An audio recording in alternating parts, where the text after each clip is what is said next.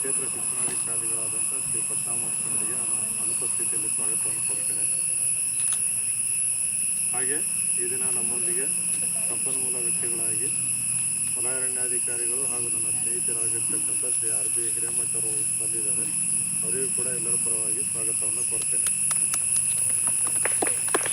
ಹಾಗೂ ಇಲ್ಲಿ ಔಷಧಿ ಸಸ್ಯಗಳ ಬಗ್ಗೆ ತಿಳ್ಕೊಳಕ್ಕೆ ಬಂದಿರೋದ್ರಿಂದ ಇವತ್ತು ಪೂರ್ತಿ ಸಮಯನ ಸರಿಯಾಗಿ ಉಪಯೋಗ ಮಾಡ್ಕೋಬೇಕು. ಔಷಧಿ ಸಸ್ಯಗಳ ಬಗ್ಗೆ ಹೇಳೋದಾದರೆ ಫಸ್ಟ್ ನಿಮಗೆ ಬರೀ ನಾವು ಅಷ್ಟೇ ಮಾತಾಡಲ್ಲ, ನಿಮಗೆ ಪ್ರಶ್ನೆ ಕೇಳುತ್ತೆ, ಅದಕ್ಕೆ ಉತ್ತರ ಕೊಡಬೇಕು, ಆಯಿತಾ? ಸಸ್ಯಗಳಿಂದ ಏನು ಉಪಯೋಗ ಇದೆ ಒಬ್ಬೊಬ್ಬರೇ ಹೇಳಿ. ಗಿಡ ಮರಗಳಿಂದ ಏನು, ಆಮೇಲೆ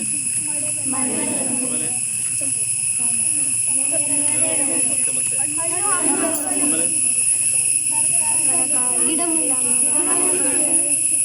ಔಷಧಿನೂ ಸಿಗುತ್ತೆ. ಈಗ ನಿಮಗೆ ಇವತ್ತೆಲ್ಲರೂ ಕೂಡ ಈ ಮೆಡಿಸಿನಲ್ ಪ್ಲಾಂಟ್ಸ್ಗಳ ಬಗ್ಗೆ ತಿಳ್ಕೊಳ್ಳಿಕ್ಕೆ ಇವತ್ತಿಗೆ ಬಂದಿದ್ದೀರಾ, ಹೌದಾ? ಏನು ಮೆಡಿಸಿನಲ್ ಪ್ಲಾಂಟ್ಸ್ ಅಂತ ಅಂದರೆ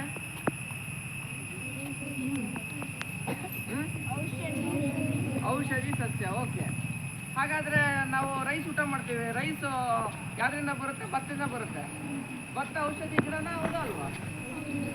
ಹೌದಾ? ಏನು ರೋಗ ವಾಸಿ ಮಾಡುತ್ತೆ ಅದು? ಹಾಗಾದರೆ ಅಲ್ಲ ಅಂತ ಆಯಿತು. ನಾವು ದಿನನಿತ್ಯ ಏನು ಬಳಸ್ತೀವಲ್ಲ ಪ್ರತಿಯೊಂದು ಕೂಡ ಔಷಧಿ ಗಿಡನೇ. ಆ ಕೆಲಸವನ್ನು ಸ್ಟಾಪ್ ಮಾಡ್ತವೆ. ಯಾವುದು? ಫೈಟೋಕೆಮಿಕಲ್ಸ್. ಆ ಫೈಟೋಕೆಮಿಕಲ್ಸು ಕೆಲವು ಕಿಣ್ವಗಳನ್ನು ಉತ್ಪಾದನೆ ಮಾಡ್ತದೆ. ಆ ಕಿಣ್ವಗಳು ಏನು ಮಾಡ್ತದೆ? ರೋಗ ಬರುವಂತಹ ರೋಗಕಾರಕಗಳ ಕೆಲಸವನ್ನು ಕಡಿಮೆ ಮಾಡುತ್ತೆ. ಸೊ ಆ ರೋಗಕಾರಕಗಳು ಯಾವುದಾದ್ರು ಬ್ಯಾಕ್ಟೀರಿಯಾ ಆಗಿರ್ಬೋದು, ವೈರಸ್ ಆಗಿರ್ಬೋದು, ಅಥವಾ ಫಂಗೈ ಆಗಿರ್ಬೋದು. ಕೇಳಿದ್ದೀರಾ ಫಂಗೈ? ಬೂಸ್ಟು. ಸೊ ಅವುಗಳು ಬರ್ತಕ್ಕಂತಹ ಆ ರೋಗಗಳನ್ನು ಉತ್ಪತ್ತಿ ಮಾಡ್ತಕ್ಕಂಥ ಕೆಲಸವನ್ನು ಈ ಫೈಟೋಕೆಮಿಕಲ್ಸು ಸಪ್ರೆಸ್ ಮಾಡುತ್ತೆ. ಅರ್ಥ ಆಯ್ತಾ? ಸಪ್ರೆಸ್ ಮಾಡುತ್ತೆ ಅಂದರೆ ನೀವು ಆ ಕಡೆಯಿಂದ ಓಡಿ ಬರ್ತಾ ಇರ್ತೀರಾ, ಈ ಕಡೆಯಿಂದ ಇನ್ನೊಂದು ಇದ್ರು ಬಂದು ನಿಮ್ಗೆ ತಳ್ತಾರೆ. ತಳ್ದ ನೀವು ಜೋರ ಓಡಿ ಬರೋಕ್ಕಾಗತ್ತಾ? ಇನ್ನೊಂಚೂರು ಜೋರ ತಳ್ಳಿದ್ರೆ ಏನಾಗುತ್ತೆ? ನೀವು ಇನ್ನೂ ಹೊರಗಡೆ ಹೋಗ್ತೀರಾ. ಈ ಫೈಟೋಕೆಮಿಕಲ್ಸ್ ಅದೇ ಕೆಲಸ ಮಾಡುತ್ತೆ. ರೋಗ ಬರುವಂಥದ್ದನ್ನು ಯಾವ ಥರ ತಡೆಗಟ್ಟುತ್ತೆ ಅಂತ ಅಂದರೆ ಕಿಣ್ವಗಳನ್ನು ಉತ್ಪಾದನೆ ಮಾಡಿ ಆ ಕಿಣ್ವಗಳು ಏನು ಮಾಡ್ತದೆ? ರೋಗಕಾರಕಗಳು ರೋಗವನ್ನು ಉತ್ಪಾದನೆ ಮಾಡುವಂಥದ್ದನ್ನು ತಡೆಗಟ್ಟುತ್ತೆ.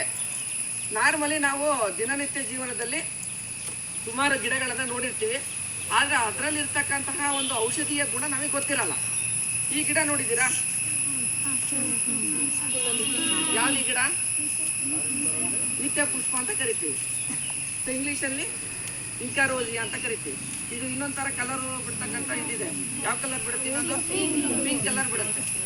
ಇದನ್ನು ಯಾವುದಕ್ಕೆ ಉಪಯೋಗಿಸ್ತೀರಾ? ಹೂವನ್ನು ಕಿತ್ಬಿಟ್ಟು ಪೂಜೆಗೆ ಮಾತ್ರ ಯೂಸ್ ಮಾಡ್ತೀರಾ. ಆದರೆ ಇದರಲ್ಲಿರ್ತಕ್ಕಂಥ ಒಂದು ಉತ್ತಮವಾದ ಔಷಧೀಯ ಗುಣ ಹೊಂದಿದೆ. ಸೊ ಇದರಲ್ಲಿ ನಾನು ಆಗಲೇ ಹೇಳಿದ್ನಲ್ಲ ಫೈಟೋಕೆಮಿಕಲ್ ಅಂತೇಳಿ. ಇದರಲ್ಲಿ 2 ರೀತಿಯ ಫೈಟೋಕೆಮಿಕಲ್ ಇದೆ. ಒಂದು ವಿನ್ ಕ್ರಿಸ್ಟಿನ್ ಮತ್ತು ವಿನ್ ಬ್ಲಾಸ್ಟಿನ್ ಅಂತೇಳಿ. ಯಾವುದು? ವಿನ್ ಕ್ರಿಸ್ಟಿನ್ ಮತ್ತು ವಿನ್ ಬ್ಲಾಸ್ಟಿನ್ ಅಂತ ಇದೆ. ಸೊ ಈ ಗಿಡದಲ್ಲಿ ಎಲೆಗಳಲ್ಲೂ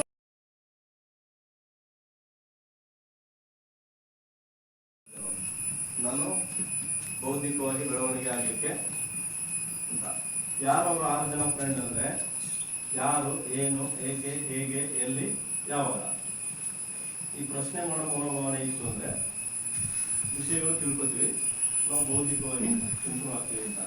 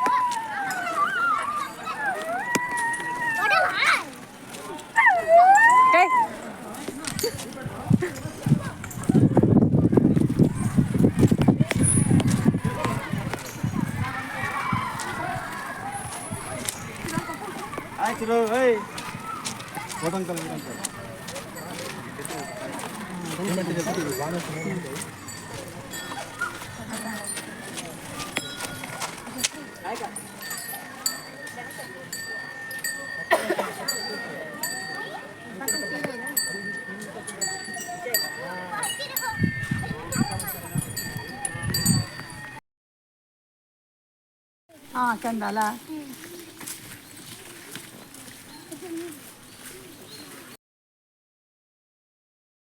ಮಾಡಿದ್ದಾರೆ, ಶಾಸ್ತ್ರೋಕ್ತವಾಗಿ ಮಾಡಿದ್ದಾರೆ. ಇನ್ನು ಇಲ್ಲಿನ ಮರಗಳ ಲಿಸ್ಟು ಅದನ್ನು ನಾನು ಸರ್ ಕಡೆ ಕೊಡ್ತೀನಿ ಅಂತ ಹೇಳಿದ್ರೆ ಅದನ್ನು ನೋಡ್ಕೊಳ್ಳಿ. ಇದು ಹಿಂದೆ ಕಾಣ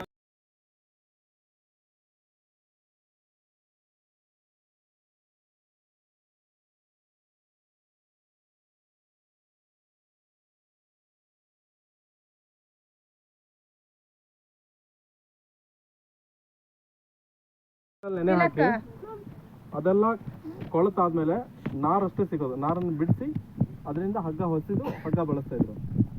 ಇದನ್ನು ನಾವು ಫಾರೆಸ್ಟಲ್ಲಿ ಬಳಸ್ತೇವೆ. ಎಲ್ಲಿ ಅಂದರೆ ನಮ್ಮ ಬೌಂಡ್ರಿ ಇದ್ದಲ್ಲಿ ಇದನ್ನು ಹಾಕ್ತೀವಿ. ಇದಕ್ಕೆ ಗೊತ್ತಾಯ್ತಾ? ಈಗ ಏನಾರ ಹೆಸರು ಗೊತ್ತಾಯ್ತಾ? ಏನು ಹೇಳವ? ಕತ್ತಾಳೆ ಅಂತಾರೆ ಇದಕ್ಕೆ. ಮತ್ತು ಈ ಕಡೆ ಬೈಲ್ಸ್ ಮೇಲೆ ಬೇರೆ ಹೆಸರಿದೆ, ಕತ್ತಾಳೆ ಅಂತ.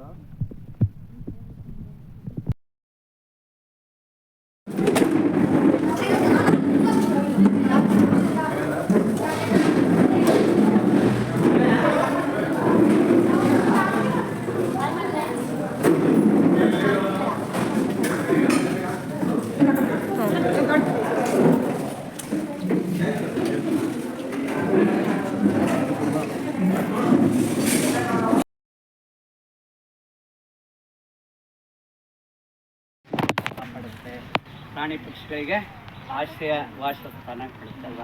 ಇಷ್ಟೆಲ್ಲ ಪ್ರಾಮುಖ್ಯತೆ ಇದೆ ಕಾಡಿಗೆ. ಆದರೆ ನಾವು ಕಾಡನ್ನು ಗೌರವಿಸ್ತೀವ? ಏನು ಮಾಡ್ತೀವಿ? ಕಡಿದ್ಬಿಟ್ಟು ಕೃಷಿ ಭೂಮಿ ಮಾಡ್ತೀವಿ. ಕೃಷಿ ಭೂಮಿ ತೆಗೆದು ವಸತಿ ವಾಣಿಜ್ಯ ನಿವೇಶನವನ್ನಾಗಿ ಮಾಡ್ತೀವಿ. ನಮ್ಮ ಪರಿಸರ ಸಮತೋಲನವಾಗಿರ್ಬೇಕಾದ್ರೆ ಎಷ್ಟು ಪ್ರಮಾಣದಲ್ಲಿ ಕಾಡಿಡಬೇಕು ಗೊತ್ತಾ? ಎಂದರೆ 33%, ಅಂದರೆ 1/3 ಭಾಗ ಕಾಡಿರಬೇಕು ಪ್ರಕೃತಿ ಸಮತೋಲನವಾಗಿರ್ಬೇಕಾದ್ರೆ. ಆದರೆ ಈಗಿರೋದು ಎಷ್ಟು ಗೊತ್ತಾ ಮಕ್ಕಳೇ? ಈಗಿರೋದು ಎಷ್ಟು ಗೊತ್ತಾ? ಕೇವಲ 10% ಕಾಡು. ಎಷ್ಟು ಕಡಿಮೆ ಐತೆ ಹೇಳಿ? 23% ಕಾಡು ಕಡಿಮೆ ಇದೆ. ಅದಕ್ಕೆ ನಾವೆಲ್ಲ ಏನು ಮಾಡಬೇಕು ಅಲ್ವಾ? ಗಿಡ ಬೆಳೆಸ್ಲಾದ್ರೂ ಪರವಾಗಿಲ್ಲ, ಸರಿ ಹೇಳಿದ್ರಲ್ಲ, ಕಾಡನ್ನು ಕಡಿಬಾರ್ದು. ಅದಾಗೆ ಬೆಳ್ಕೊಳ್ಳುತ್ತೆ ಕಾಡು. ನಾವು ಸುಮ್ಮನೆ ಇರಬೇಕಷ್ಟೇ ಅಲ್ವಾ? ಯಾರು ದೇವ್ರನ್ನ ನೋಡಿದ್ದೀರಾ? ಯಾರು ನೋಡಿದ್ದೀರಾ ದೇವ್ರನ್ನ? ನಾನು ದೇವ್ರನ್ನ ನೋಡಿದ್ದೀನಿ ಅಂತೀನಿ. ಹೌದು, ಇಂಗ್ಲೀಷಲ್ಲಿ ಗಾಡ್ ಅಂತೀವಿ, ಹೌದಾ? GOD god. ಗಾಡ್ ಅಂದರೆ ಏನು ಗೊತ್ತಾ ಅರ್ಥ? ದೇವರು. ಜಿ ಅಂದ್ರೆ ಏನು?